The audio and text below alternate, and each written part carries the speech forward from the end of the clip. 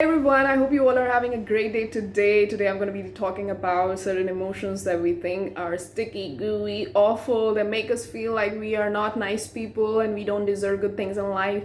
Anger, jealousy, as you can also see, I will be talking about their correlation with relationships and creativity, of course. So, first, I'll be talking about us being as creative beings. As we all know, probably, that we are creative beings. Every one of us has a creative dream, a creative gift hidden inside of us.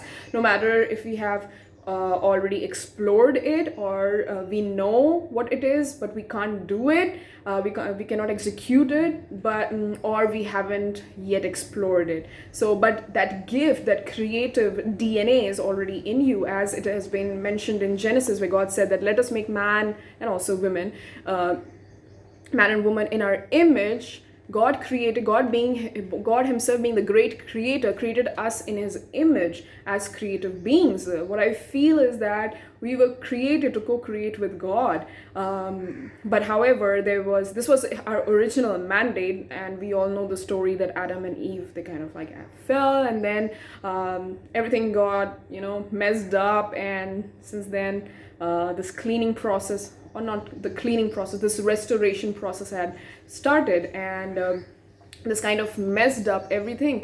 But and also we see that when God said that now you'll have to earn your earn your bread. So before they were supposed to maybe like create, this is what I feel, this is my perception, that before we were supposed to create with God, co-create with God, and then it became like, okay, now you'll have to spend your sweat and blood in order to earn things. Now what you were getting freely, now you had to earn it. Anyway, so what I'm trying to say is that we are in our originality, in our nature, creative beings. And I've seen one of the happiest people actually on that I've encountered, that I've met, are the people who are actually creating stuff, who are letting the person of creativity flow through them. So what I feel, for me, how I perceive creativity is as a person. Sometimes we've also felt like, oh man, I'm getting this idea, but if I'm not gonna write it, it's gonna go away, because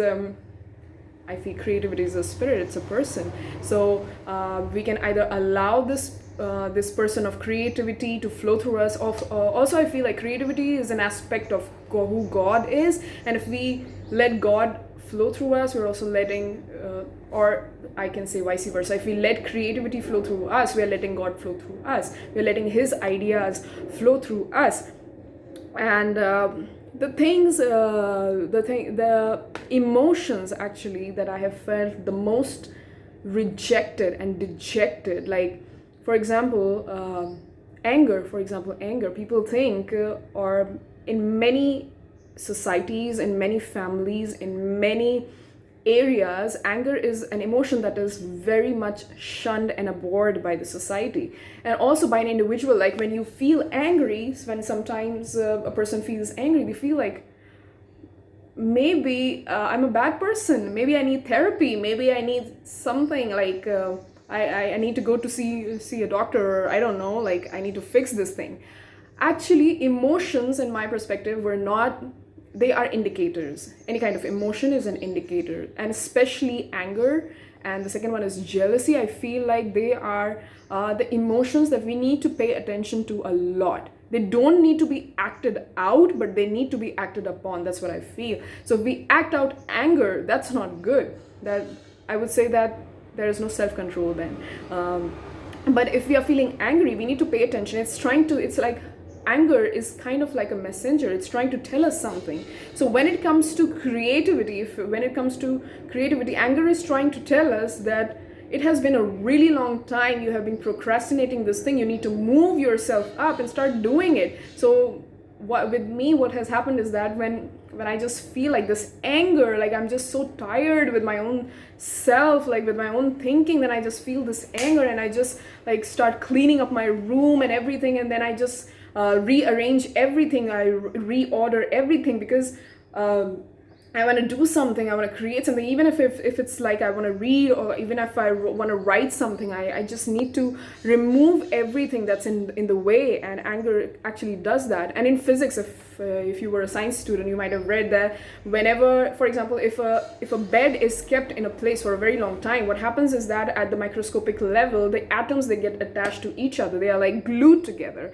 So after maybe like 2 to 3 years, if you're going to move that bed from its original position, it's going to take an extra force to break those bonds between those atoms.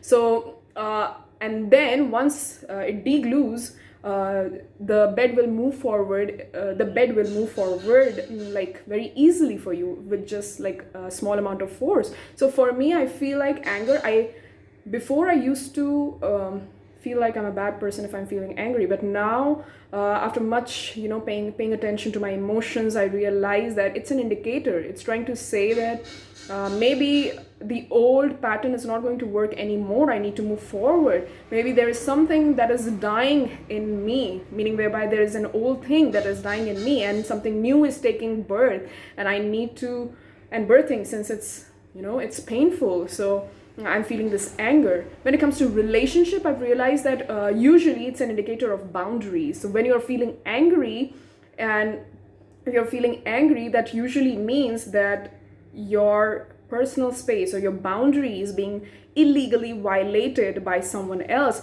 maybe. And it could be intentional, it could be non-intentional as well. So anger is just trying to tell you that you didn't like this thing, why aren't you, maybe you're not communicating it, you need to communicate this thing. You're compromising, not in a good sense, but in a way that is going to hurt you if you let this thing happen to you. And what happens is that if we ignore this signal, if we ignore this message that the anger is trying to give us, what is going to happen is that it's going to turn into resentment, and you're going to start hating the person. Many times it has happened to me that I love a person very much, and then I start feeling this resentment. I'm like, oh, I hate this person now, this person is irritating me. Then I realize maybe, oh, that's not the person's problem, that's my problem, because I did not keep a check on myself. I allowed the person where I should have initially been honest and communicated that maybe I would not want this behavior to happen with me. Like usually the red flags, if you will see, like the first red flag, it will give you a little bit of anger, but then if you reject it, if you ignore it, it's gonna continue one after the other, and then you're gonna start feeling resentment, which actually I feel resentment is a very bad place to be, because it just messes up your heart, and your heart doesn't feel free. You don't feel genuine love for the person, even though you love the person, and then you're confused that, well, I like the person, I love the person, but why am I not feeling the love for the person? Because you have boundaries. We naturally have boundaries. And likewise, jealousy also, I feel like it's a map, it's an indicator. Jealousy is so funny, because it's like when we see a person, and it is also very subjective, by the way. Jealousy is very, very subjective. Anger also is very, very subjective. So I could get angry, or I could get jealous with something, like with a particular thing, and you might get jealous of a different thing. So jealousy is like you see a person, it's an indicator that you are seeing a person do something, and you think that, oh man, I could have done it better than this person.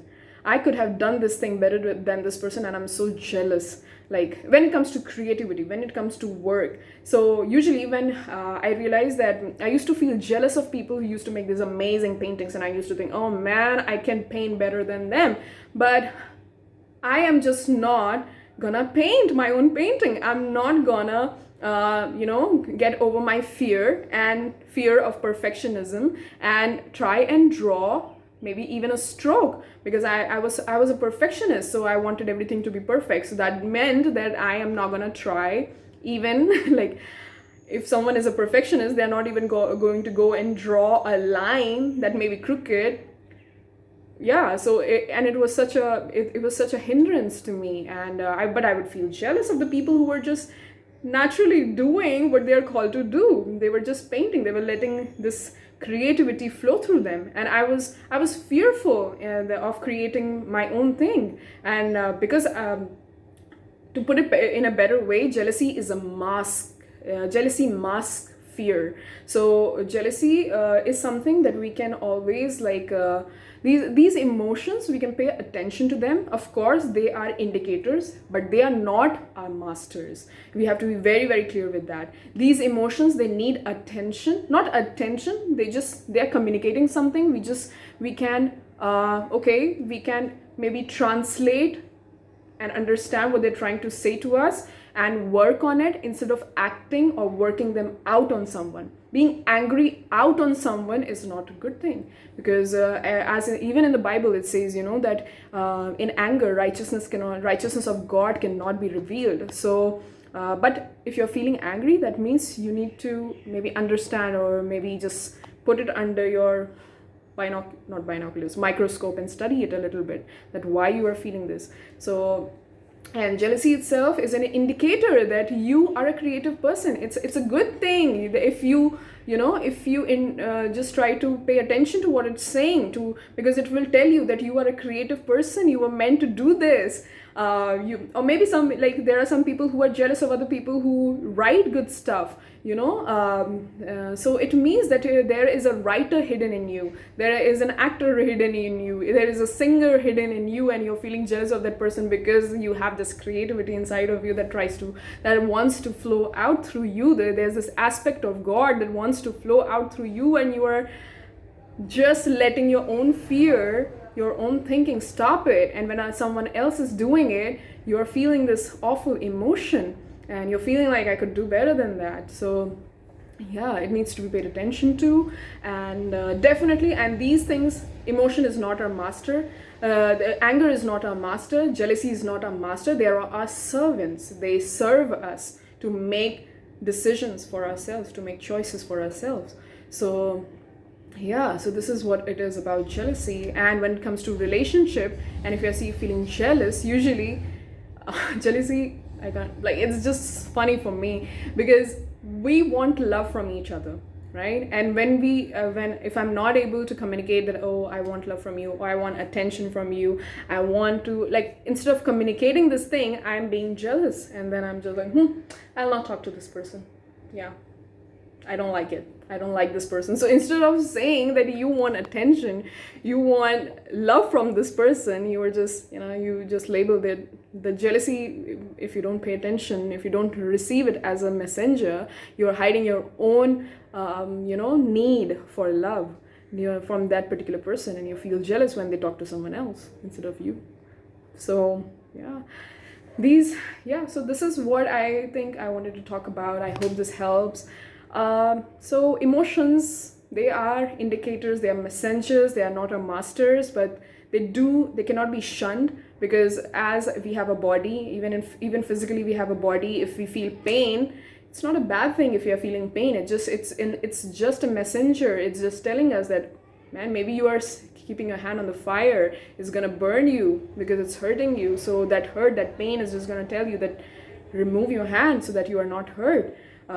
It's for your well-being. So yeah, so I hope this helps. And it is also one of the things which will help in discovering your own creative path. I know a friend who was really sick, and she was really in pain, but she loves baking. And so I still remember we were trying to make a cake together, and she was on bed because she was so much in pain. But as soon as I said that, oh, let's we have to make this cake, she was like so energized and enthusiastic about it, and she was like, oh, I want to do it. She forgot her pain because she loves doing that. And that's her thing, that's her, that is the creative gift that God has given her. And when we let it flow, we get healed. Actually, our creativity heals us. So when it is flowing, when the creativity is flowing, it heals us. One of the most or I can say, well, the deepest moments in my life have been when I've been creating. I love painting. When I was painting, I was like, it was kind of like a meditation for me. It increased my focus, and it just brought me to this internal calm, that that I really enjoyed. Yeah, so let creativity flow. Nothing is bad. These emotions will help you if you allow them to talk to you what they want to talk to you. And yeah, so I hope this helps. Yeah, let me know what you think, and if you want to share something, if you learned anything, if you want to share something, I would be more than happy to know what you think about it. So yeah, see you later, alligators.